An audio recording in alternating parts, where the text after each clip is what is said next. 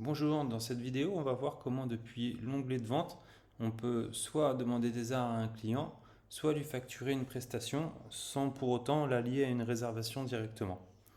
Pour ça, on va se rendre directement dans l'onglet de vente qui est ici. Ensuite, on va choisir notre client. Alors, bien sûr, si on ne le connaît pas, que c'est un nouveau client, on va pouvoir cliquer sur le petit plus ici pour remplir sa fiche client. Et si c'est un client qui existe déjà dans notre base, à ce moment-là, on sélectionne avec les 3 premières lettres de son prénom ou de son nom le client.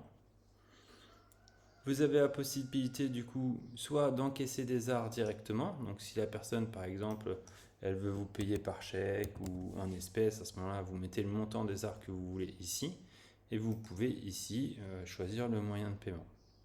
Si jamais vous avez l'option internet et que vous voulez lui demander les arts via un lien de paiement, à ce moment-là vous cliquez sur demander des arts via un lien de paiement.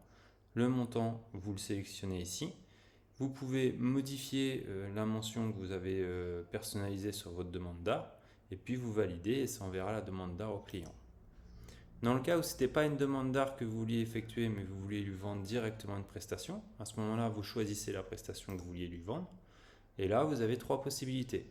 Soit la personne, elle souhaite être facturée maintenant, mais elle paiera plus tard, donc dans 2 jours, dans 3 jours, dans un mois, dans 6 mois, et vous êtes d'accord, à ce moment-là, vous sélectionnez payer plus tard. Je vous rappelle que le client à facturer n'est pas toujours la personne qui va bénéficier des produits. Donc par exemple, ça peut être le papa qui achète un forfait, mais ce sera pour son fils ou pour sa fille. Dans ce cas, vous modifiez le nom et le prénom ici, et ensuite vous pouvez valider.